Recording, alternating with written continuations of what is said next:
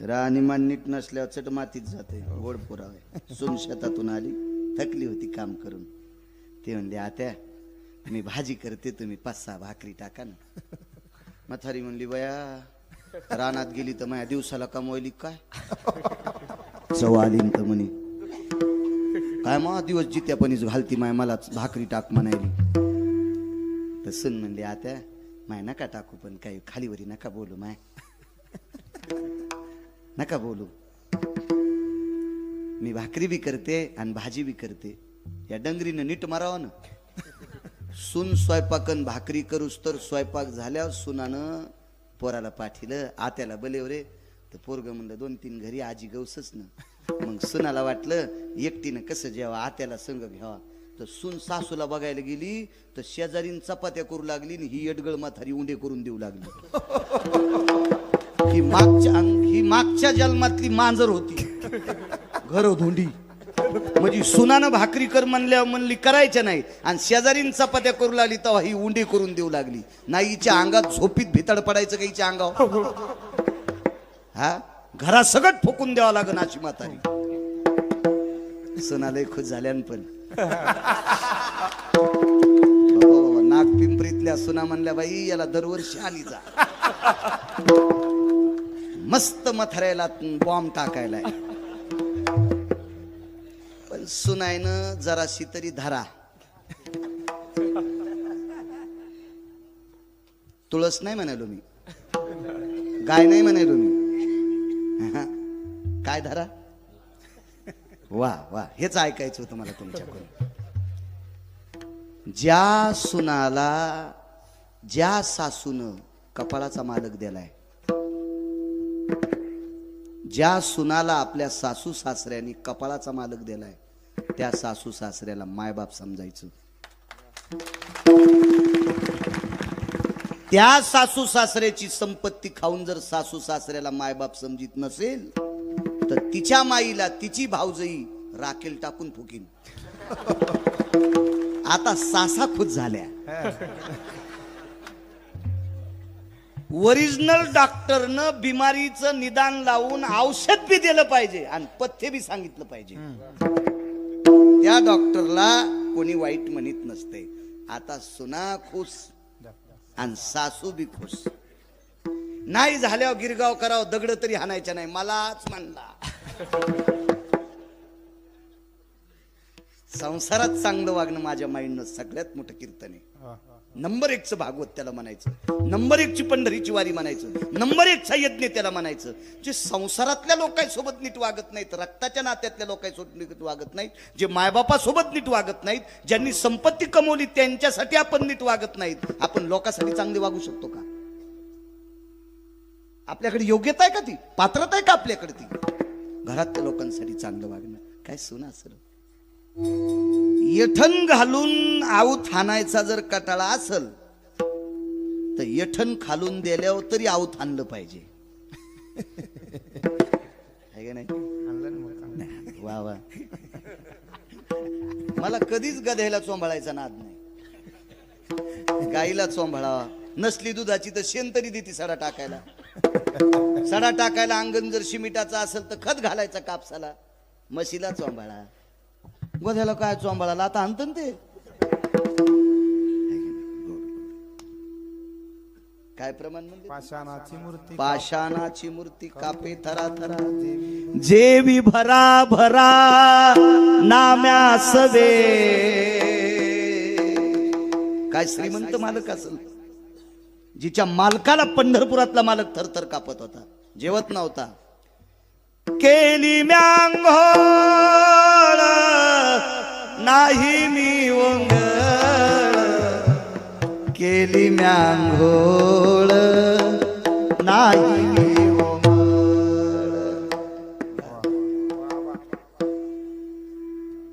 शहाण्याबाईनं घातलेलं लोणचं 2 वर्षाच्या नंतर खा. वाळलं न तर पाण्यात बुडून खा, तरी अर्धी भाकर आगाव खातो माणूस. शहाणेबाई तसे शहाण का. आणि टिकल्यावालीनं घातलेलं लोणचं 4थ्या दिवशी त्याच्यावर फेदरी. हो पाहिलं की सर्दी होती. राहू दे त्याच्यापेक्षा नकोच. अनुज तुमचे बाबा आबा हे संप्रदायाला लाभलेले अनुज भाई रत्न होते तुमचे बाबा. महाराष्ट्राच्या मातीमध्ये अनुज राजे तुमच्या बाबांचे किती शिष्य असतील हो, काय शिष्य असतील. ही जुनी लोक, फार मोठी जुनी लोक. वा, थरथर कापायचे मालक. अहो उत्तर भारतातला साधू होता देवा, हा दगडाला दूध पाजित होता, दगडाला.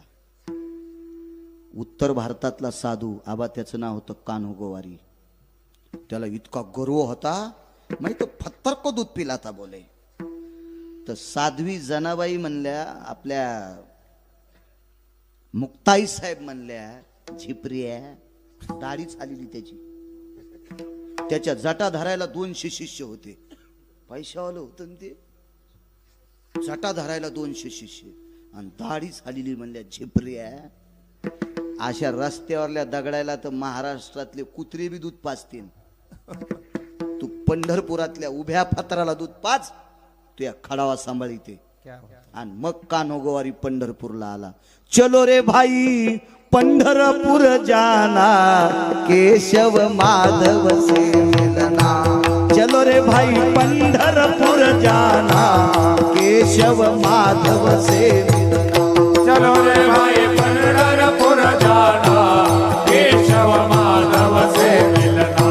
चलो रे भाई पंढरपूर जाना, केशव माधव से मिलना.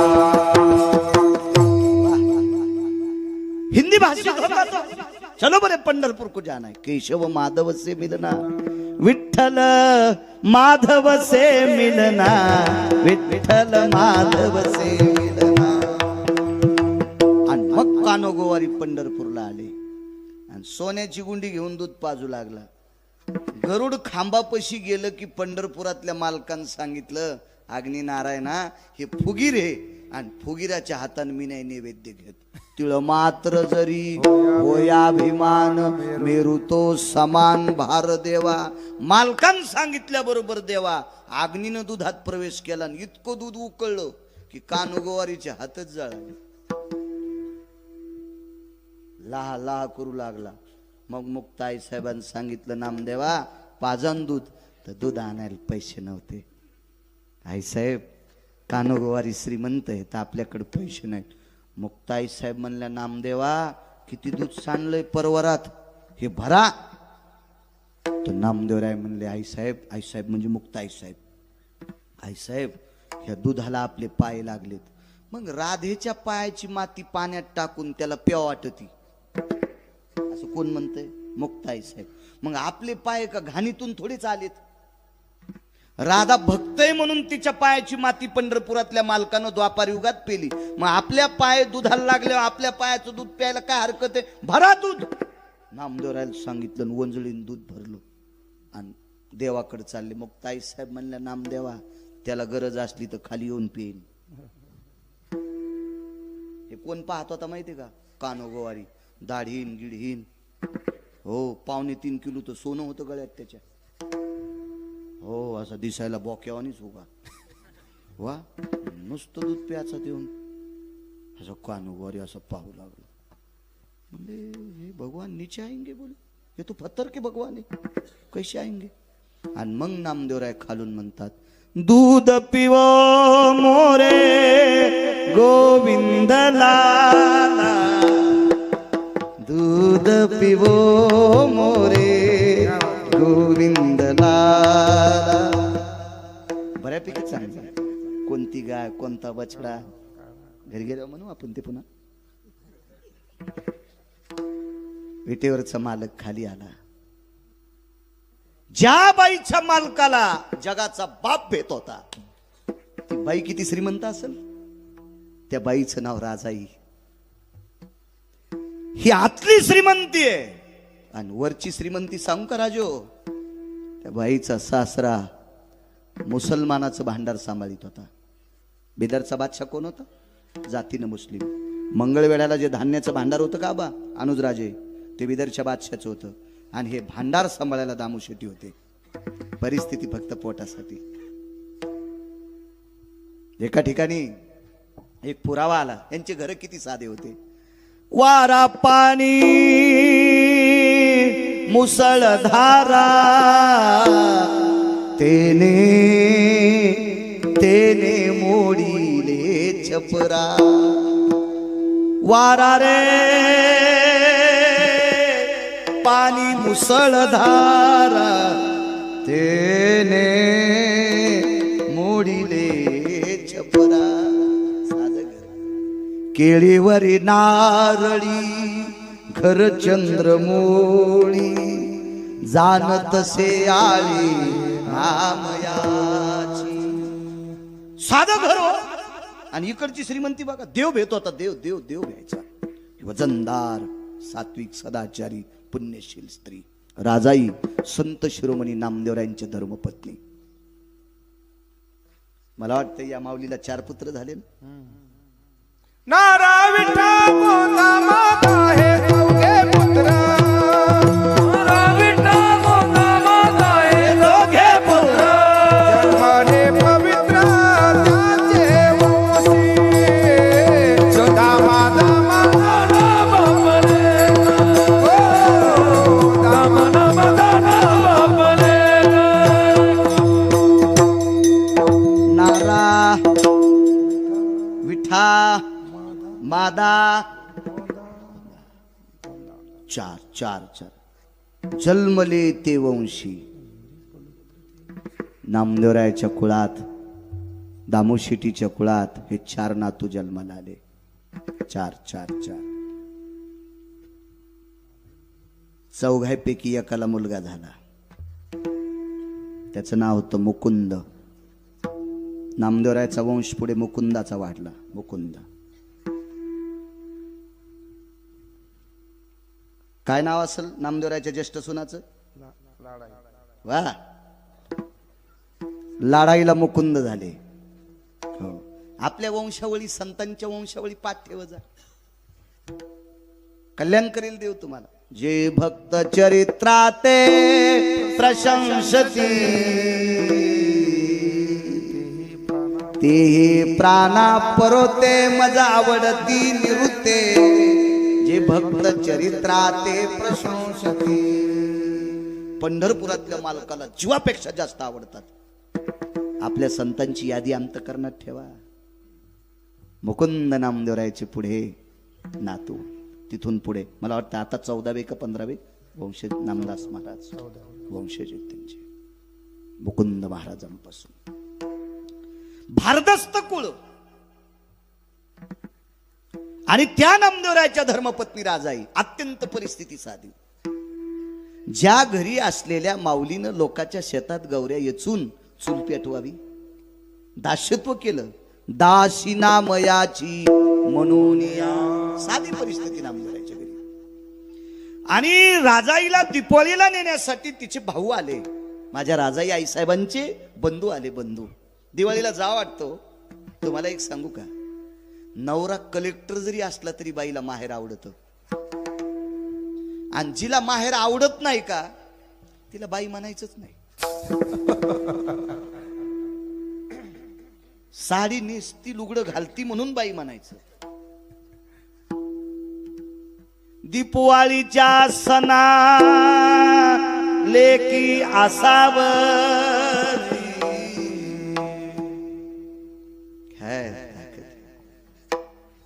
पुराणात कितीतरी पुरावे सापडतील. एक कवीला गोड होता आबा. तो कवी एक बाई माहेरातलं वर्णन करते. घाल वाऱ्या पिंगा माझ्या परसात रे सुखी आहे कोर सांगे आईच्या कानात रे. परसात गौऱ्या लावता लावता वारं सुटलं आणि त्या वाऱ्याला ती बोलू लागली. जाय रे भाऊ येऊ शकत नाही दिवाळीला न्यायला पण सांग माझ्या आईच्या कानात तुझी मुलगी खुश आले. काय प्रेम काय अवदार आहे काय वैभव. दिवाळीसाठी ओढ लागली आणि भाऊ नेण्यासाठी आला. श्रीमंत भाऊ होता. राजाईचे वडील एका राजाकडे सरदार होते. सरदार आबा, त्या काळातला सरदार काय असेल तो, फार दस्त घोडे बसायला, घोड्याला चांदीच्या रिकिबा, लगाम सोन्याचा, असा फार दस्त सरदार. आणि त्या सरदाराची कन्या आगी लागत आहे असो का सांगतोय, आगी लागत आहे असो का. उदाहरण क्रमांक 2. ए माय, भावासोबत 2 घोडे शिल्लक, एका घोड्यावर भाऊ आणि त्याच्या मागे एक घोडं पुढे एक घोडं, गुमास्ते होते 2. सरदाराचं पोरग होतं ना ते, सरदाराचं पोरग होतं.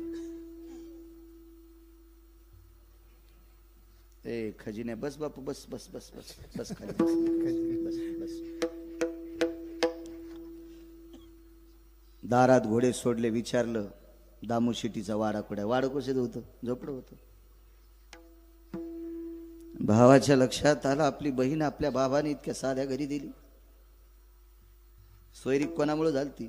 दिनाचा सोयरा पांडुरंग. ज्या वेळेला पंढरपुरातले मालक सोयरिकीला गेले, त्यावेळेला राजाने विचारलं होतं, हे कोण आहे? बोले दुले के. नवरदेव म्हणजे दुला, हे दुले के मामा आहे बोले. पंढरपुरातला मालक म्हणला होता, मी नवरदेवाचा मामा आहे. बादशाहनं सांगितलं, सरदारजी देऊन टाका पोरगी. ज्याचा मामा इतका वैभवशाली, घोंगडीला हिरे होते आबा, घोंगडीला हिरे होते, अख्खा दरबार चमकत होता, असा मामा. वा, मामा त मामा शेलार मामा, आताचे मामा रिकामे. काय मामा होते? तात्यात तात्या रघुवीर तात्या, आताचे तात्या लाटीते चपात्या. रघुवीर तात्या होऊन गेले, ते शेलार मामा होऊन गेले. काय काय काय योग होता फार जीवनात. शेकुनिया होऊन गेला ना मामा, शेकुनिया. याचा पाहुणा आहे तुमच्या गावात कोणी? हो ग, मी गाडी फोडायचा पुन्हा. ते पानचेट शेकुनिया, त्यानं स्वतःचे मायबाप अंधार कोठडीत टाकले होते हरामखोरानं. म्हणून पंढरपुरातल्या मालकाने एका बुक्कीतच आणला, विठाला विठाला.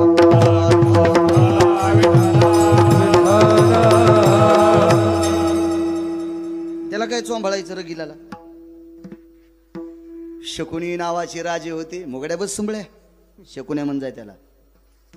कारण देवाचे आई वडील बंदीशाळेत टाकले होते, इतकंच नाही पाप केलं, स्वतःचे मायबाप. कंस, हा कंस आहे. शकुन्या, शकुन्याचं एक सांगू तुम्हाला, ते होतं कधी कधी मेमरी कार्ड.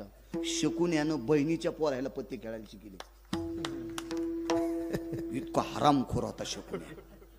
बहिणीच्या पोराला पत्ते खेळायला शिकायले. ते लुडो नावाचा खेळ. हो, या लुडोमुळेच कोरोना जास्त वाढला होता. थोत्रात थोत्र घालून खेळू लागले. ते काही काही मामा हलकट मामा होते हो, काही काही. जगाचा पाप मामा झालाय. मुलाने विचार केला, आपल्या ताईला अशा साध्या घरी दिले, चला आदर. आवाज दिला, ताई. गोणाबाईने सांगितलं, राजा वजनात बोलायचं हो. काय सासू सुनायचं प्रेम असायचं. आताच्या सासू सुनायचं पाहिलं तर सासू म्हातारी मांजरन, सून नाही तर मी मांजर. बोच करू बोच करूच. या दोघीच्या बोचकरणीत म्हातार मंदिरात झोपायले, पोरग रानातच उसात भाकरी खाले. मिळच नाही नो कशाला. आणि पुन्हा या हरिपाठ वाचायला कशाला वाची ती दोरके, मंजुळे, कस्तुरे, अंतिके, कशाला या आगाऊपणा करायची. आवाज दिला,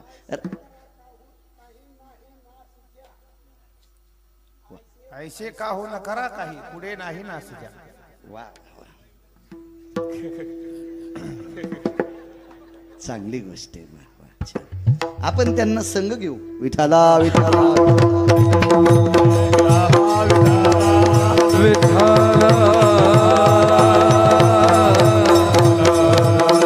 आवाज दिला. राजा, राजाही नाव होत. ए राजा जी, जी आत्या, बाहेर कोणीतरी बोलतय का ताई म्हणतय. पण काय आज्ञाधारी सून असेल देवा. झोपड्याच्या बाहेर आल्या आणि डोकावलं तुळशीपासून. हृदय पाझरलं. सासूला सांगितलं, आत्या माझा दादा आलाय, माझा भाऊ आलाय. घोणाबाई बाहेर आल्या. बाळा या या या बाळा या या. आल्याबरोबर बहिणीच्या सासूचं दर्शन घेतलं.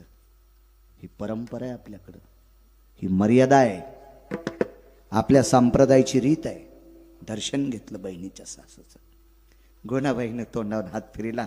बाळा आलात? जी आलो. काय का? ताईला नेण्यासाठी आलो, दीपावलीसाठी. आगी लागत आहे असो का सांगतो. गोणाबाईनं लक्षात घेतलं आपण सासू आहोत. नामदेवराय बाजूला होते. नामदेवरायने विचार केला आपण हिचा पती आहोत, पण या घराचे मालक आपले बाबा आहेत. सूत्रधार बाबा होते आणि बाबा मंगळवेड्याचं भांडार सांभाळायला होते. निरोप केला, घरी आले. घरी आल्यावर गोणाबाईने सांगितलं, अहो अहो ऐकलत का? असं गोड बोलायचं जुन्या काळातले. धनी ऐकलत का? अहो मालक असं नाही म्हणल्या. विवेक ए अनिरुद्ध, अरे अनिरुद्ध सुनबाईचे भाऊ आलेत, पाठवायचं का रे तिला? जशी गुरख्याल बोलायली है का नाही. पेट्रोलच निघाली हिच्या तोंडातून, पेट्रोलच. नावान बोलत होई नवऱ्याला. हे आपल्या खेड्यापाड्यात नाही, हे उतवालं जर शहरात. हो फसफस उतवालं, कडी उतवाल्यावानी. हो शहरात. एक बाई म्हणली, महाराज थोडं दूध घेता का? म्हणलं मी बोक्या नाही बाई, थोडं नको तांभरू नको. नको बाई दूध. हो 9-10 जणांचा नाश करतं एकट्यानं दूध प्याल्यावर. बाकीच्या याला चहा किर्लोस करीनाच आईल प्याल्यावानीच.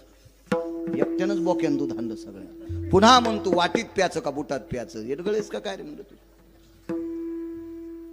मोठे नाटक सगळे. घरी गेल्यावर म्हणले, रे प्रवीण आपल्याकडे गिरगावकर आलेत, लवकर दूध घेऊन ये बरं. तर ते आलं हातात उंदीर धरल्यावानी ती थैली घेऊन. ते म्हणले या थैलीतलं दूध पिणं, याच्या दुधाचा चहा पिणं, या थैलीतल्या रोगर पिऊन मेलेलं बरं. हे काय करायचंय?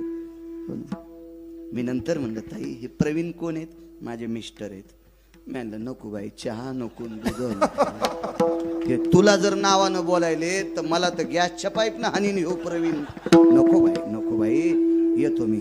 आणि जरी तो मला नाही हाणलंस तर तू नवऱ्याला नावानं बोलतीस आणि तुझ्या हातचा चहा प्यायला मी गाडी पुलाखाली जाईन. मी एकदा वाचलो बाई, नको मला तुझ्या हातचं नको. मी दगड खाईन पण तू नको चहा दूध. अशा काही काय भेटत नंबरी.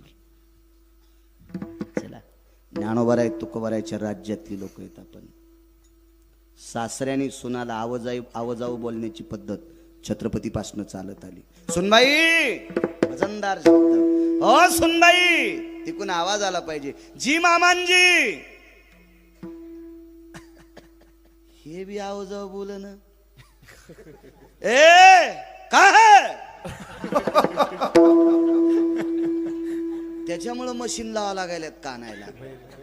तुम्हाला एक सांगू का, ज्याचा पिंडात बदल होत असतो का त्याचा ब्रह्मांडात बदल होत असतो. आचारसंहिता आपण पाळायची, पुढचे पाळत असतात. वजनात बोललं पाहिजे, वजनात वजनात. लक्ष्मी बायकोला म्हणलं पाहिजे, हे सावित्री, हे दुर्गा, हे वत्सला. हेच म्हातारे अरे आज तू का म्हशी हाकारायला, कशे पुढे हाकारायला नाव दिले देवानं तिला. मग हे असं म्हणतात, मग त्या बी काय म्हणतात, बाळे हे का काय रे? म्हातारं मंदिराकडे गेलंय, स्वयंपाक झालाय, त्याला म्हण गिळायला ई. आपण जे पेरतो का ते उगत असते. आपण जे पेरू का ते उगत असते. आपली जागा नाही सोडायची देवा. जागा सोडली की त्या जाग्यावर दुसरं बसत असते. म्हणून एसटीत मधात जायच्या आधी खिडकीतून रुमाल टाकीत होते. आणि ज्या सीटावर रुमाल पडला, कोणाची मायविली त्या सीटवर बसायची. पण एक जणानं खिडकीतून रुमाल टाकला, सगळे सीट बेतले, त्या सीटवर कोणी बसलत नाही. आणि मधात गेल्यावर रुमाल काढून घाम पुसू लागलं, तर दुसरं बस. अरे घाम पुस रे सोमळ्या, पण सीटावर बसल्यावर पुस ना. गेलं सीट तवरक. मग आपलं वजनदारपण बायकोला बोलण्याचं संपलंय म्हणून त्या एकेरी म्हणतात बाळा ए विवेक सीट नाही सोडायला पाहिजे. आबा सीट घेऊन जाते कोणी बी. जागा नाही सोडायची आपली. चला राजाई जी कोण आलंय? दादा आले. बसायला टाकलं. कर्मनोगती राजाईचे भाऊ आले त्या दिवशी चुलच पेटली नव्हती. काहीच नव्हतं घरी, काहीच नव्हतं. दामू शेट्टी आले. सुनबाईनं दर्शन घेतलं, तिच्या भावानं दर्शन घेतलं. दारात 2 गुमास्ते उभे होते घोड्यापाशी.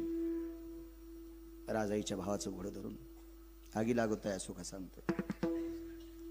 दामू शेट्टीनं सांगितलं सुनबाई जा 8-10 दिवस आपल्या बाबाकडे राहा. या जाऊन या या या जाऊन. वाटे लावलं. पुढे एक घोडं, पाठीमागं एक घोडं, मधल्या घोड्यावर भाऊ आणि भावाच्या पाठीमागं बहीण. ताड ताड ताड ताड ताड ताड ताड ताड ताड घोडं निघालं. 1-2 मुक्काम पडले बापू. पोचलं तिथं घोडं. आईनं पाहिल्याबरोबर आनंद व्यक्त केला. माझी ताई आलीस बाई, आलीस माझी माय. माय बापाला लेकर लय आवडत येत, लय आवडत येत.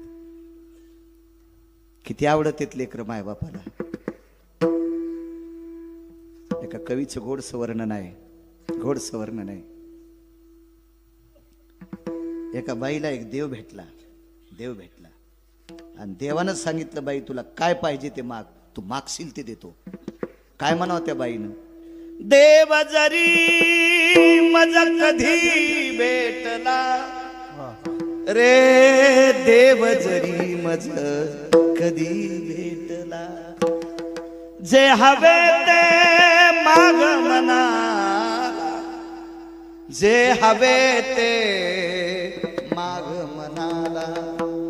देव जरी मज कधी भेटला. काय म्हणते ती बाई? मला जर देव कधी भेटला आणि ते जे आवडेल ते माग म्हणला तर एकच म्हणीन, माझ्या आयुष्यातले काही दिवस माझ्या लेकरा बाळाला जाऊ दे.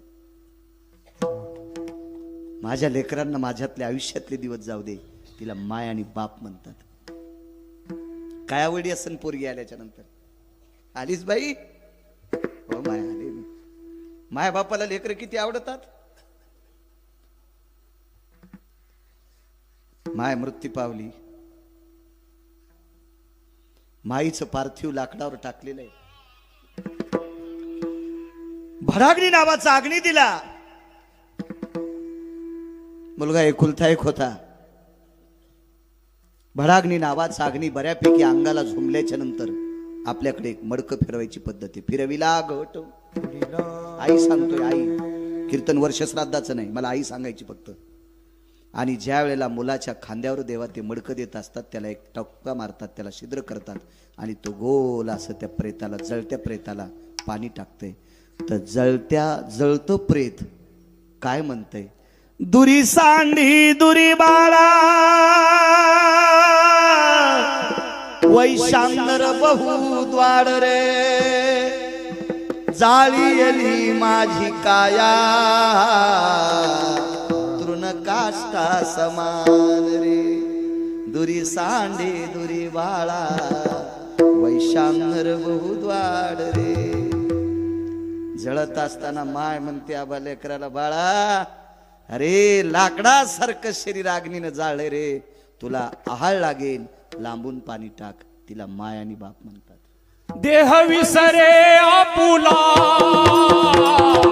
जवळी घेताशी न गेला, जवळी घेताशी न गेला, जवळी घेताशी न गेला. देह विसरे आपुला, जवळी घेताशी न गेला, जवळी घेताशी न गेला, जवळी घेताशी न गेला. वाह पुराव महाराज, वाह दमदार. तिला माय आणि बाप म्हणतात. फार मोठी ताकद आहे. याच्या पलीकडे सांगू, एका बाईला 2 मुली होत्या, जुळ्या झाल्या. एकाच मंडपात लग्न आबा अनुजराजे, एकाच मंडपात लग्न. आणि एका मंडपात लग्न झाल्यामुळे, एकाच तिथीला लग्न झाल्यामुळं प्रपंचातलं एक सुख त्या संसारूपी वेलीला सुंदरशी फुलं लागले. आणि दोघीला एक एक मुलगा, महिन्या 15 दिवसाच्या 2 महिन्याच्या फरकानं दोघीला एक एक मुलगा झाला. आणि त्याच्यातली एक जात राहिली, एक जात राहिली. आईचं पार्थिव भिंतीला पलंगावर टेकवलेले, स्वाशीन गेलती. याच्याकरता भाऊकीच्या गावातल्या सोयरे धायरे सगळ्या मंडळी महिला जमून तिला हळीत कुंकू लावत होत्या. सौभाग्यवती स्त्रीचा अधिकार फार मोठा असतो. जिका भाग्याची आहे हो, आणि तिचा पती तिचा देव. पण चिमुकलं बाळ देवा रडत होतं. बऱ्यापैकी लोकांनी गाडीवर फिरवलं, पैसे दिले, बिस्किट दिले, खेळणं दिलं, पण थांबत नव्हतं. तितक्यात त्याची मावशी आली. जुळी होती. त्याची आई आणि मावशी सारख्याच दिसत होत्या, फक्त याच्या आईच्या खांद्यावर जाब होता आणि तिच्या नव्हता. एक लहान आणि मोठी, बाकी अशा ओळखू येत नव्हत्या. आईला आईसारखी मावशी दिसती. गावातले 4-2 लोक म्हणले, अरे याची आई जरी मृत्यू पावली तर याच्या मावशीला सुद्धा तान्ह लेकरू आहे. हे पोरग जर शांत करायचं असेल तर मावशीचं पोरग तिच्या मालकाजवळ द्या आणि याला शांत करण्यासाठी मावशीला मनस्तानाला लाव. मावशी माईसारखी दिसत होती आबा. ही तुम्हा आम्हाला ओळखू येत नव्हती. याची माय आणि याची मावशी सारख्या, पण आज्ञानी चिमुकल्या लेकराला मावशीतला आणि माईतला फरक कळत होता. त्यानं मावशीच्या स्तनाला तोंड नाही लावलं, नाही लावलं, रडू लागलं. गावात एक जुनाट स्त्री होती, जुनाट. तिनं सांगितलं, या रडत्या लेकराला जर थांबवायचं असेल तर माझा ऐका. काय करायचं बाई? मेलेली का होत नाही, पण याची माय याला दाखवा. आणि घरात बसवलेली पार्थिव मृत शरीर सोहळ्याबरोबर रांगत रांगत गेलं आणि मेलेल्या माईच्या मांडीवर पडून तिच्या चेहऱ्याकडे बघितलं आणि झोप लागली. मेलेल्या माईच्या चेहऱ्यातून जे वात्सल्य भेटतंय का, ते जिवंत कोणाकडून भेटत नाही. याचं नाव माय आहे, याचं नाव बाप आहे. पाहल्याबरोबर आलीच बाई? हो आली. वर्ष झालं बाई तुझी भेट नव्हती. कडकडाटून तोंडावून हात फिरिला. भाकरीचा तुकडा डोक्यावरून ओवाळला, घरावर फेकून दिला. ही पद्धत होती मराठवाड्याची. मुलगी घरी आल्याच्या नंतर भाकरीचा तुकडा डोक्यावरून फिरून वरी घरावर टाकायचा.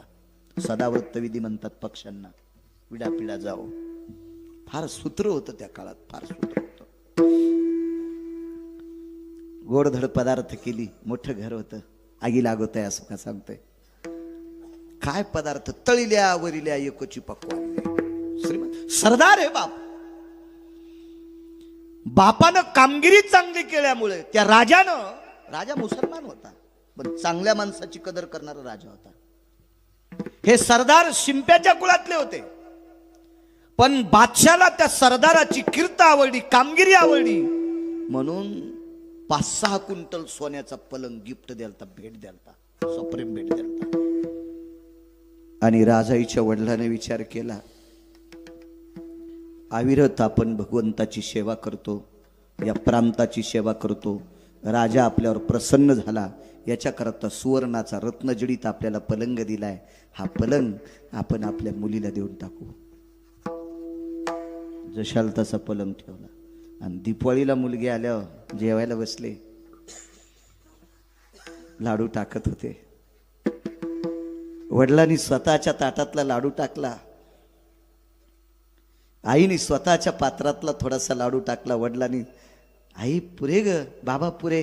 बाई खाणं, बाई खाणं ग, तू दिवाळीला आलीस, काय प्रेम उचंबळला असेल मायबापाचं. जेवण आटपलं आणि पत्नीला सांगितलं, लक्ष्मी, आपली बाई राजाई त्या पलंगावर आराम करेल. रत्नजडीत महाल होता. राजाईला त्या पलंगावर झोपण्यासाठी सांगितलं. उशाला पाण्याचा पेला, तांब्या ठेवला, फुलपात्र ठेवलं. मध्यरात्री राजाई उठली आणि जमिनीवर भिंतीला टेकून झोपली.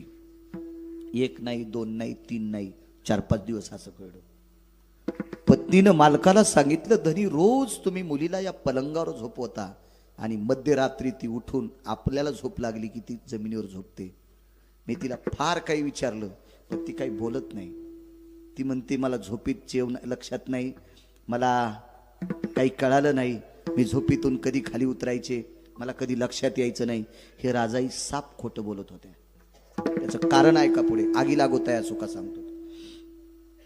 तर राजाईच्या सोबत आणायला जो गेलेला भाऊ होता म्हणजे ह्या सरदाराचा मुलगा होता, त्याने विचारलं, का रे बाळा आपल्या ताईची परिस्थिती कस काय, तिचं घर कस काय. तर त्यानं सांगितलं होतं, बाबा आपल्या ताईची फार मोठी श्रीमंती आहे, फार मोठी श्रीमंती. मुक्काम पडल्याच्या नंतर राजाईनं भावाला सांगितलं होतं, दादा माझ्या घरची परिस्थिती जर तू आईला बाबाला सांगशील तर त्यांना दिवाळीचा सण एखाद्या सुतकी प्रसंगासारखा वाटेल. रक्ताच्या नात्यातलं व्यक्ती मेल्यावर जसा दुःख वाटा असतो, माझ्या घरची परिस्थिती ऐकल्याच्या नंतर आईला आणि बाबाला दिवाळी खा वाटणार नाही रे. दादा तुला बहिणीची शपथ आहे, तुला राजाईची शपथ आहे, माझी गरिबी आई बाबाला सांगू नकोस. सोबतच्या गुमास्त्याला सांगितलं, एक लक्षात ठेवा, माझे बाबा जर तुमच्या निष्ठेनं प्रेम करत असतील तर माझ्या बाबांचा नाहीच आदर करा. बहीण म्हणून माझी विनंती आहे. जी जी आई ताईसाहेब जी. मुलाला लाख प्रश्न केला राधाताई, पण मुलानं सांगितलं नाही आपल्या बहिणीची गरिबी. तिनं सांगितलं होतं, माझी गरिबी जर आईला आणि बाबाला सांगशील तर बहीण मेलेला निरोप ऐकशील. असा घाणेरडा निरोप नकोय आपल्याला, म्हणून आईला आणि बाबाला सांगितलं नाही. एके दिवशी सरदारांनी एका महालात आपल्या मुलासोबत पंढरपूरला आलेल्या दोन्ही गुमास्त्यांना आतमध्ये घेतलं, आतून दार लावलं आणि दोघांना विचारलं, का रे मी जितकं प्रेम माझ्या मुलीवर केलंय, जितकं प्रेम माझ्या मुलावर केलंय, असा एक दिवस नाही रे, एक दिवस नाही मी तुम्हाला जेवलं का विचारलं नाही. अरे स्वारीवर जायचं असेल तर माझ्या सोबत घेतलेली शिदोरी बी आधी तुम्हाला खाऊ घालतो रे. आणि असं जर तुमच्यावर प्रेम केलं असेल तर निष्ठावंत मालकाची शपथ आहे, माझ्या मुलीची परिस्थिती कशी आहे सांगा. दोघांच्या डोळ्याला पाणी आलं. सांगितलं, मालक ताईसाहेबांनी शपथ घातली याच्याकरता, मालकाला शपथ घातली याच्याकरता त्यांनी सांगितलं नाही, आणि आम्हाला जबाबदार ठरले याच्याकरता सांगितलं आम्ही नाही. पण तुम्ही आज शपथ घालता, आम्हाला मायबापासारखे तुम्ही मालक आहेत, तुमची शपथ मातीत जाऊ देत नाहीत. ताईची अत्यंत गरिबी आहे, आम्हाला पाण्याशिवाय काही प्यायला भेटलं नाही, फक्त पाणी पिऊन आलोत, ताईच्या घरी आम्हाला खायला भेटलंच नाही. ठीक आहे जाणे.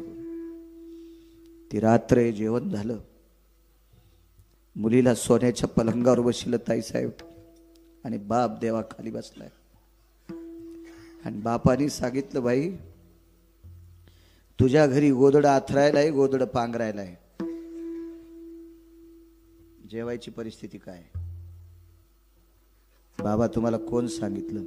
कोणी सांगितलं नाही बाई, गुमास्त्याला शपथ घातल्याच्या करता त्यांनी सांगितलंय, तुझ्या भावानं नाही सांगितलं.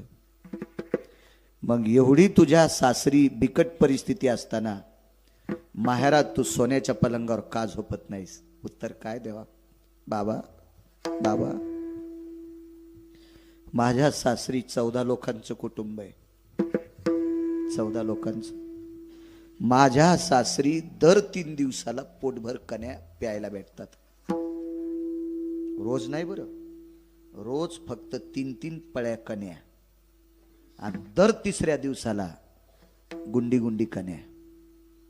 पण रोज पोटभर खाला आमच्या सासरी भेटत नाही. मग का ग राजाई, ज्या सासरामध्ये, ज्या नवऱ्याकडे, ज्या सासऱ्याकडे, ज्या सासूकडे, ज्या घरात तुला रोज पोटभर खाला भेटत नाही, तिथे तू आनंदाने झोपते. सोन्याचा पलंग आहे, हिऱ्या माणिकाची कोंदण केलेला महाल आहे, इथे तुला का झोप येत नाही. ऐका बाबा ऐका, माझ्या सासरी खाण्याचा दुष्काळ आहे, पण भजन भरपूर आहे, भजन भरपूर आहे. नामदेवाचे घरी 14 जणे स्मरती हरी.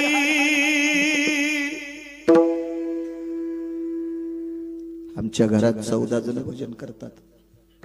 सकाळचं भजन असतंय, संध्याकाळचं भजन असतंय, काही कामानिमित्त जर बाहेर कोणी गेले नसतील तर दुपारची धूप आरती असते, दुपारचं सुद्धा भजन असते. बाबा झोपडे घरातून चांदण्या दिसत्या तो दर 3 दिवसाला पोटभर खातो, रोज पोटभर भेटत नाही, पण पोट भरून भजन. पलंग सोन्याचा आहे, महालाला हिऱ्या माणिकाची कोंदण केली, पण इथं टाळ सुद्धा वाजलेला ऐकायला भेटत नाही. म्हणून या सुखाला आग लागो बाबा, या सुखाला आग लागो. म्हणून मालक पहिल्या कडव्यात म्हणा, अगिला घेतया सुखा, अगिला गतया सुखा, अगिला गतया सुखा, अगिला गतया सुखा, अगिला गतया सुखा, अगिला गतया सुखा, अगिला गतया सुखा, अगिला गतया सुखा. जेने हरी नये मुखा, जेने हरी नये मुखा, जेने हरी नये मुखा, जेने हरी नये मुखा, जेने हरी नये मुखा,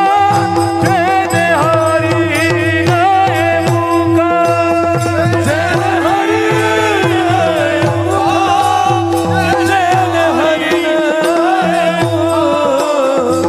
होत होत काविपती, मज होत काविपती, मज होत काविपती, मज होत काविपती, मग होत काविपती, मग होत काविपती, मग होत काविपती, मग होत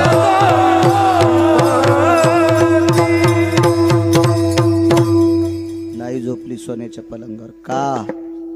तिथं भजन तर नाही, पण नुसता टाळाचा आवाज ऐकायला भेटला नाही. म्हणून त्या महालातल्या सुखाला आग लागू म्हणली आग. संत शिरोमणी नामदेवरायची पत्नी, हे जे सुख देवाचं नाव घेऊ देत नाही त्या सुखाला आग लागू. राम वनवासाला गेले, 8:30 ते 10:30 व्हायला पाहिजे आहे का नाही नियमानं? 8:45 गळ्यात येणं आलता माझ्या, आहे का? माणसानं नियमानं वागावं. ट्रॅक्टर किती महागायचं घ्यावं, पण आपला बांध आला की वळीला पाहिजे. आता आगाव पण आहे, बाकीच्या लोकांना त्रास देणं आहे का नाही? मला वाटते 10:42 झालीत, पण 5 मिनिटात पुरावा सांगतो. पहिल्यांदा आलोत ना. मला वाटतं एखादी बाई जर आपल्या इथं पिठाला उसण्याला आली, उष्ण पीठ मागायला बाया येत होते ना, तर डब्यात वाटी खुपसून नका कधी येईन, पण असं उधळून का होत नाही, पण दिलं पाहिजे.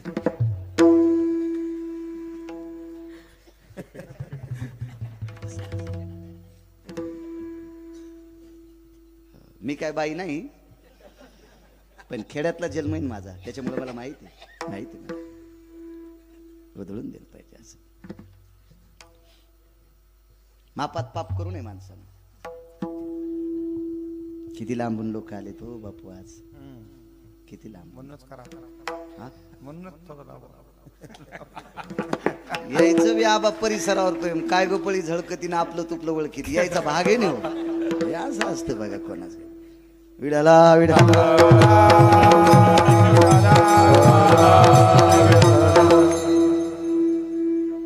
एक पुरावा सांगतो तुम्हाला. येत्या 22 तारखेला पंढरीतले मालक, 7व्या अवतारातले भगवान प्रभू रामचंद्र एका दिव्य मंदिरामध्ये विराजमान होणार आहेत. माझा मर्यादा पुरुषोत्तम ब्रह्मांडाचा नायक एका दिव्य वास्तूमध्ये विराजमान होणार आहेत 22 तारखेला, येत्या 22 तारखेला. म्हणून त्या 22 तारखेला ज्या ज्या गावातून माणसं आले त्या त्या गावातल्या लोकांना पायाला स्पर्श करून विनंती करतो, त्या दिवशी आपल्या गावात दिवाळी साजरी करा. त्या दिवशी आपल्या गावात गुढीपाडवा साजरा करा. गुढ्या लावा, तोरणं लावा, रांगोळ्या काढा. बायकांनी हरिपाठ वाचा, गाथा वाचा, ज्ञानेश्वरी वाचा. गावातल्या मंदिरात भजन करा. शक्य असल्यास एखाद्या सद्भक्तानं त्या दिवशी कण्या घुगरीची पंगत द्या. मी म्हणत नाही बुंदीच करा, कण्या भाकरी काय आमटी भाकरीची पंगत द्या, पण उत्सव साजरा करा. माझा जगाचा बाप एका दिव्य मंदिरामध्ये विराजमान होणार आहे. त्या दिवशी विराजमान आहे त्या मालकाच्या नावानं फक्त अर्धाच मिनिट भीक मागतो. श्रीराम जय राम जय जय राम. श्रीराम जय राम जय जय राम. श्रीराम जय राम जय जय राम. श्रीराम जय राम जय जय राम. श्रीराम जय राम जय जय राम. श्रीराम जय राम जय जय राम. श्रीराम जय राम जय जय राम. श्रीराम जय राम जय जय राम. श्रीराम जय राम जय जय राम. श्रीराम जय राम जय जय राम. श्रीराम जय राम जय जय राम. श्रीराम जय राम जय जय राम. श्रीराम जय राम जय जय राम. श्रीराम जय राम जय जय राम. प्रभु रामचंद्र सियावर रामचंद्र की बजरंग बली की भारत माता की वंदे वंदे वंदे.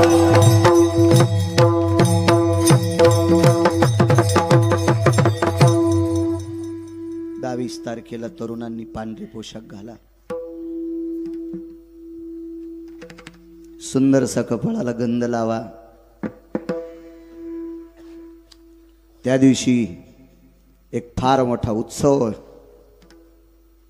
माझा विश्वाचा मालक एका वास्तूत विराजमान होणार आहे. ज्याच्या कृपेने जग चालते तो जगाचा बाप. तो आनंद व्यतीत करा, जल्लोष करा, आनंद करा. चला. प्रभू रामचंद्र वनवासाला गेले. आगी लागू तया सुखा सांगतो शेवटचा पुरावा. बापू ऐकतोय तुमचं. एका रत्नाचं लेकरू वाजवायला आहे. एका मृदंग क्षेत्रातल्या रत्नाचं लेकरू आहे आणि एक विराजमान रत्न आहे.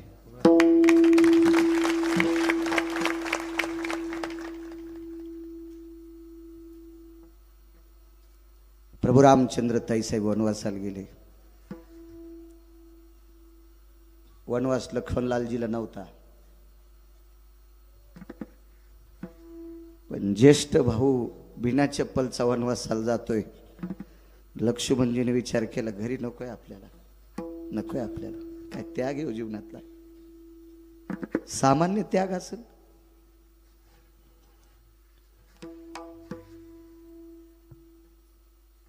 आईचं दर्शन घेतलं लक्ष्मणजीनं. डोंगरोजी गुरुजी सांगायचे बापू, रामचंद्रजी महाराज डोंगरे गुरुजी सांगायचे, लक्ष्मणजीनं आईचं दर्शन घेतलं ना आईला सांगितलं देवा माय मी रामचंद्रांची सेवा करण्याकरता चाललो. तर आईनं लक्ष्मणजीला सांगितलं लखन रामचंद्रांची सेवा करत असताना स्वप्नात पण पाप नाही आलं पाहिजे. काय माय असेल होती हे लखन, स्वप्नात पाप नाही आलं पाहिजे. स्वप्नात. लखनलालजीने विचारलं आई स्वप्न कधी पडतंय ग? झोपल्यावर. मग झोप कशाने येते ग? जेवल्यावर. 14 वर्ष जेवणारच नाही, 14 वर्ष जेवणारच नाही, मग झोप येईल का? आला सामान्य त्याग असेल काय? 14 वर्षावरी गेले उपोषण दानता प्रत्यक्ष आपणाचे. दानता प्रत्यक्ष आपणाचे. 14 वर्षावरी गेले उपोषण दानता मनावरती. दानता मनावरती. 14 वर्ष उपवास केला, जमिनीला पाठ टाकली नाही. वा बापू पुरा वा. काही काही माणसाला कडी लावत गेल्या उभाट्यानं आवथाना वाटतंय. बाण बारीक करायचा ना. हे टाइम संपल्यावर असा लय उल्हास येतो आमच्या.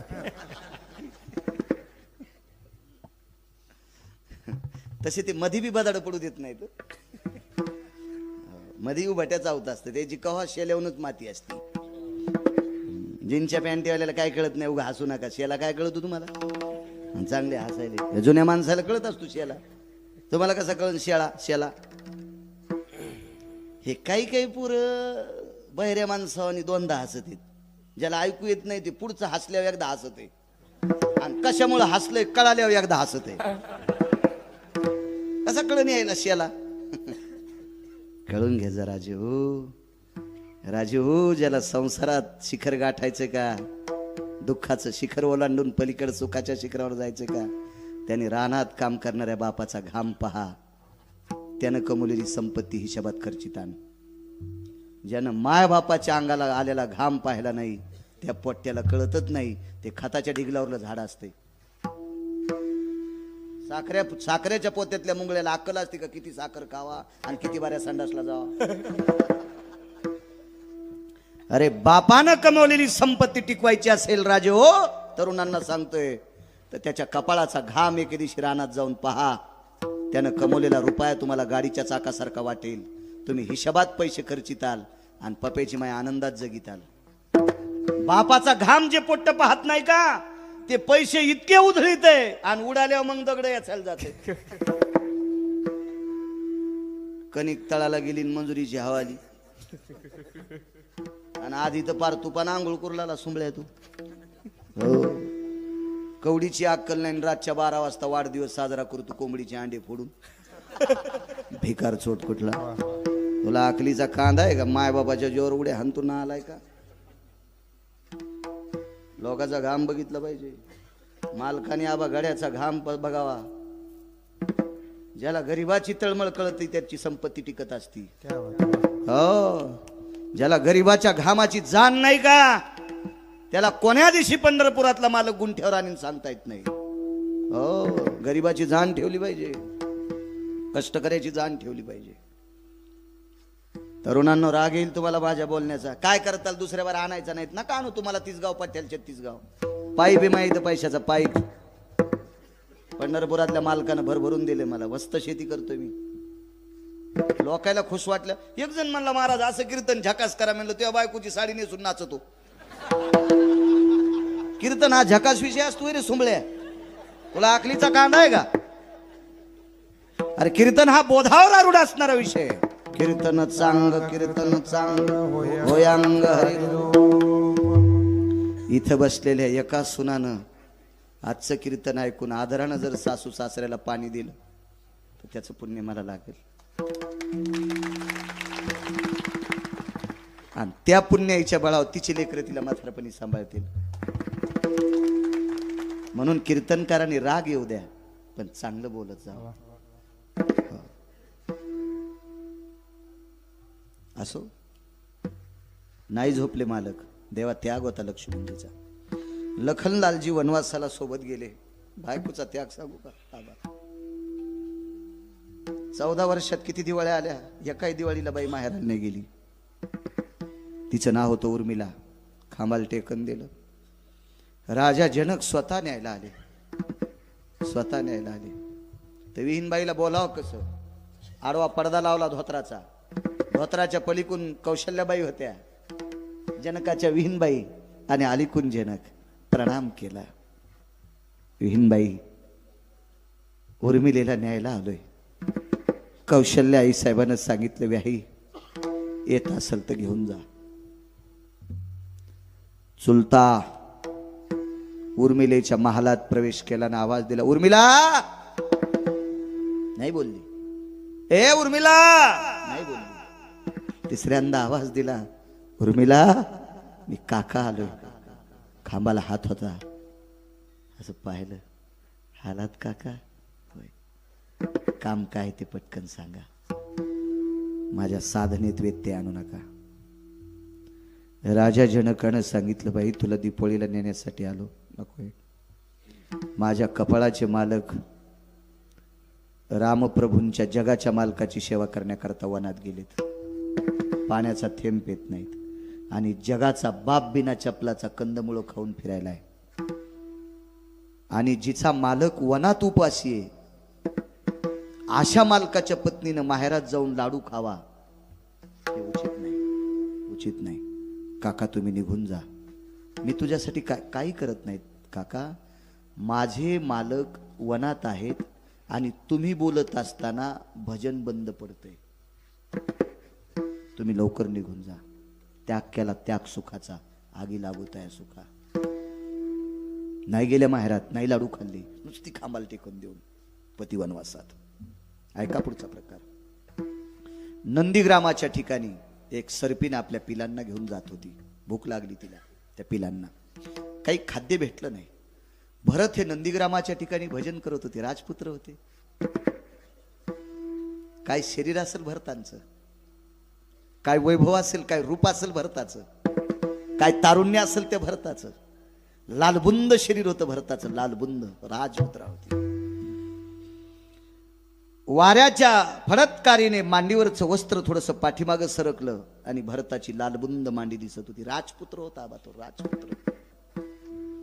आणि ती लालबुंद मांडी पाहिल्याच्या नंतर सर्पिणीच्या पिलांनी सांगितलं, आई एक एक घास खायचा ग याचा, मारायचा का गलच का. सर्पिणीनं सांगितलं, पाप्यांनो, कुण्या जन्मात पाप केलं याच्याकरता जन्म सर्पाचा भेटलाय. आणि भजन करणाऱ्या साधूला जर खाल्लं तर नालीतल्या आळ्या होता.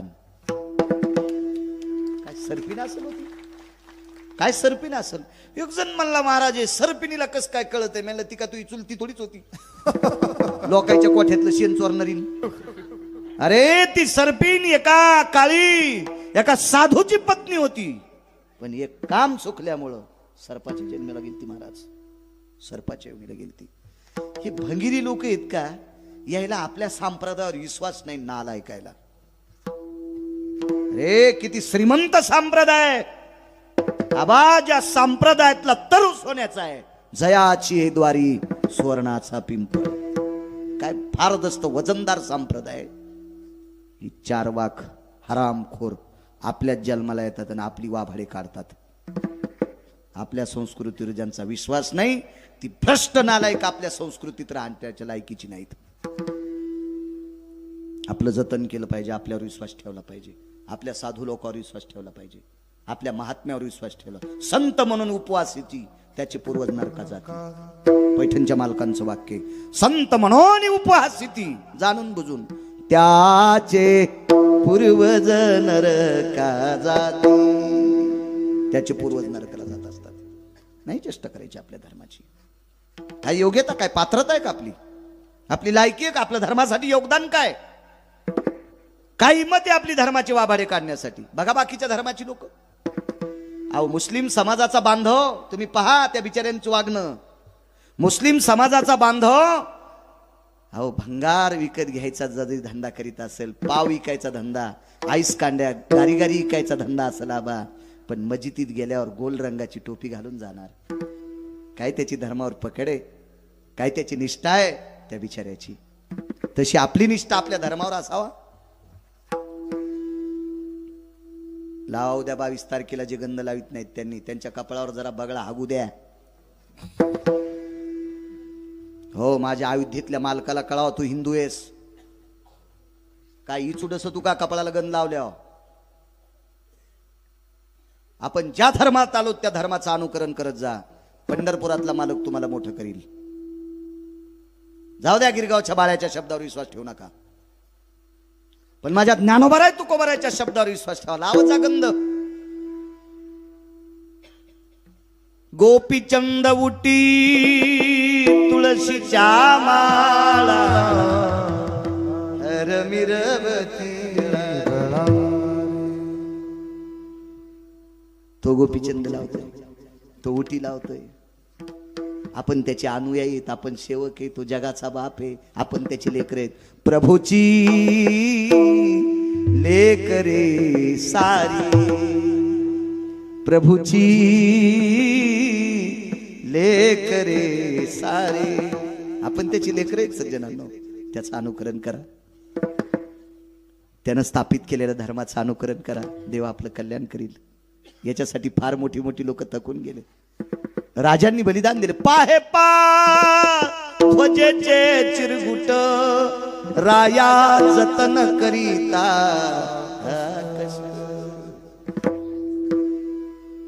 काय बलिदान आहे लोकांचं या धर्मासाठी. आपलं अनुकरण करा. चला. त्या सर्पिणीनं सांगितलं पाप्यांनो तुम्हाला शिक्षा आहे. काय शिक्षा. आम्ही साधूचं मांस खाल्लं नाही, खावो इच्छा केली. मग इच्छा जरी वाईट झाली तरी पाप लागले. याच्यातून जर मुक्त व्हायचं असेल तर झाडाची सावली कल्ली सूर्य फिरल्याच्या नंतर आबा भरताच्या अंगावर ऊन आलं आणि उन्हात भजन करीत असताना अंगाला घाम आला. हा घाम पुसायचं काम करा. सर्पाने विचारलं पिलांनी, आई घाम कसा पुसायचा? तोंडानं वारं घाला. आणि तिचे सगळे पिलं चारी बाजूने भरताला वारं घालीत होते. भरताने विचार केला, दुपारची वेळे आपला स्वेद कोण पुसलाय? स्वेद म्हणजे घाम. वरुता काया स्वेदातील, काया म्हणजे शरीर आणि स्वेद म्हणजे घाम. डोळे उघडून पाहिलं तर सर्प घाम पुसतात. का रे? सर्पिणीने विचारलं, कोण आपण? राजा दशरथाचा पुत्र आहे, अजराजाचा नातू आहे, रघुवंशातला आहे. सर्पिणीनं सांगितलं, आपण भरत राजा दशरथाचे पुत्र आहात. मग अयोध्येसारखं स्वराज्य सोडून तुम्ही इथं वनात अंगाला काव का लावली? काय म्हणावं भरतानं त्या सर्पिणीला? माय माय, माझा जगाचा बाप वनात गेलाय ग. माझा विश्वाचा बाप बिना चपलाचा वनात फिरतोय ग. आणि जगाच्या बापाने वनात फिरावा आणि मी अयोध्येतल्या राज्यातले चोजले पूर्ण करत असताना, शारीरिक चोजले पूर्ण करत असताना आनंद लुटावा. हे चोजले पूर्ण करत असताना देवाचं नाव विसरतोय ग. याच्याकरता अयोध्येच्या सुखाला लात मारली. आगी लागो तया सुखा, अंगाला काव लावली आणि नंदीग्रामाच्या ठिकाणी भजन सुरू केलं. आगी लागो तया सुखा, जेने हरिने मुखा, विढोबार कुमाये, विठोबार कुमाये, विठोबार कुमाये, विठोबार कुमाये. ज्ञानेश्वर माऊली नाराज माऊली, हे ज्ञानेश्वर माऊली नाराज माऊली, हे ज्ञानेश्वर माऊली नाराज. 50 वर्षापासून चालत असलेली ही भव्य दिव्य नागपिंपरी नगरवासियांकडनं तुम्हा गावात जेवढ्या आडनावाची माणसं असतील, मला काही नाव पाठ नाही देवा सगळ्यांचं, सगळ्या आडनावाच्या माणसांना धन्यवाद. तुम्हा गावकऱ्यांच्या वतीने माणिकरावजी दापकर भाऊ बेलंबेकर तारखेच्या संदर्भात बोलत होते, काही कामानिमित्त ते आज येऊ शकले नाही, त्यांना सुद्धा धन्यवाद. उपस्थित पंचक्रोशीतून आपला अमूल्य वेळ खर्च करून तुम्ही भगवंताच्या चिंतनाकरता घातला. तुम्हा श्रोत्यांच्या चरणी गिरगावकराचा नाक घासून प्रणाम. परमार्थिक क्षेत्रातलं एक नाविन्यपूर्ण रत्न आदरणीय आबांना सुद्धा मनपूर्वक प्रणाम करतो. ताईसाहेबांनी या सत्याचं रोपटं लावलं, त्या सुद्धा हजर आहेत. ताईसाहेब तुम्हाला सुद्धा प्रणाम. भूदेव देवा तुम्हाला सुद्धा प्रणाम करतोय. एका परमार्थिक क्षेत्रातलं मृदंग क्षेत्रातलं नाविन्यपूर्ण रत्न आदरणीय गुरुजींचे सुपुत्र आमचे अनुज महाराज तुम्हाला सुद्धा प्रणाम करतोय. माझ्या ज्ञानोबाराय तुकोबारायच्या नामाचं चिंतन करणारी ही दिव्य तेजस्वी वारकरी मंडळी, मस्तक माझा पायावरी या वारकरी संतांच्या आणि साऊंड सिस्टीमवाल्यांनी सुद्धा आवाज फार छान दिला, त्यांना धन्यवाद. हे कॅमेरावाले गोविंद तुम्हाला तुला बी धन्यवाद रे, धन्यवाद. माझ्या लग्नात एक पण फोटो नव्हता आणि आता तुम्ही कीर्तनात 2-2, 3-3 घंटे घ्याले. चला आपलं असं समाधान मानायचं. हो, बापाच्या लग्नात साड्याला मंडप उडाला तर बाप पोराच्या साड्यात म्हणला आपले साडे उरकून घ्यायचे. म्हणलं येडपटेच का काय? आता तुला पोराच्या लग्नात तू हे साडी कशी करता येईल? असं होत असतं काय का नाही? आपले तवा जरी नाही फोटो निघले तर आता निघायले तर आपलं नशीब मानावे ते म्हणी समाधान आहे का नाही? आता असं मानून घ्यायचं आपण. कॅमेरावाल्याला सुद्धा धन्यवाद. कडवे चांगले टाकत जा ही तुम्हाला विनंती. पुनश्य तरुणांना सांगतो, 50 वर्ष आहे, पवित्र नागनाथाचं अधिष्ठान आहे, भगवान मारुतीरायाचं अधिष्ठान आहे. मुलांना हात जोडून विनंती करतो, या पर्वणीहून आपल्या आईवडिलांना चांगलं बोलत जा. त्याच्यासारखा परमार्थ जगात दुसरा कुठलाच नाही. आई वडिलांचं दिवसात एकदा दर्शन घेणाऱ्याला भारतातल्या कोण्याच महाराजाच्या पाया पडायची गरज नाही. कोण्याच लिहून घ्या. कीर्तनात बोलणं इतकं सोपं आहे आबा. कॉलर धरून विचारीन कोणी, बाळ्या कशातलं सांगायलाच विचारीन, तू कशातलं सांगायला? वाचून सांगतोय पाहुणी ग्रंथ. माय बापाचं जो मुलगा दिवसात एकदा दर्शन घेतो का, त्याला भारतातल्या कोण्याच महाराजाच्या पाया पडायची गरज नाही. आणि जो दिवसात 3दा दर्शन घेतो का मुलगा, पंढरपुरातला मालक त्याला कडेवर घेतो. पंढरपुरातला मालक त्याला कडेवर घेतो. इतकी ताकद आहे आई वडिलांना नमस्कार करण्यात. आपल्या मायबापाला देव समजा सज्जनांनो, लय मोठी ताकद आहे रे मायबापाची. तरुणांना पोरायला सांगतो बरं का, म्हाताऱ्या माणसांना असं म्हणण्याची माझी काय पात्रता आहे. माझ्या वयातल्या तरुणांना, मी धोतारावर म्हातारा दिसतो पण जास्त वय नाही माझं, धोतारामुळे म्हातारा दिसतो. असं होतं कधी कधी. एक जण म्हणला, महाराज आम्हाला वाटतं तुम्ही 65 वर्षाचे असताना. म्हणलं मला उगच काऊन हाफ तिकीट करायला, येडपटे का काय? असं कसं काय म्हणायला? आमच्या घरी असंच झालं, बाई तुम्ही कीर्तनात काही घाली जा पण घरी आल्यावर पॅन्टच घाली जा. मी 2 कोयते विकत आणले. ती म्हणली कोयते कशाला आणलेत? म्हणलं ऊस तोडायला जायचं. बया, आणि आपल्याला कोण ऊस तोडायला नेईन? आणि म्हणलं पॅन्ट घातल्यावर कोण कीर्तनाला नेईन? तेव्हापासून मला म्हणलीच नाही पॅन्ट घाला. असं माझ्या घरी झालंच नाही. तुम्हाला राग येईन म्हणून आमच्या घरच्यावर घ्यालो, पण हे तुमचं सांगायलो हे ध्यानात ठेवा. हो, इतकी येडपट बायको असल्या मी रामदेव बाबाच्या आश्रमात गेलो असतो ना. हो, असं नाही, असं नाही, असं नाही. चला, आपल्या आई वडिलांचा सांभाळ करा. माझे देहूतले मालक नमोतया माता पित्याचे पालन. जो आई वडिलाचं पालन करतो तो कुबराय त्याला नमस्कार करतात. सर्वात मोठे पूजनीय देव असतील तर आपले आई वडील आहेत. झालेली सेवा या अधिष्ठान दैवताच्या चरणी समर्पित करतो. या परिसरातला येती योगी जपी तपी अनुरागी सिद्ध महात्मे जे परिसरात असतील त्यांच्या चरणी साष्टांग दंडवत घालतो. विठ्ठल जय जय विठ्ठल जय जय विठ्ठल. बोली वेळी वाकुळे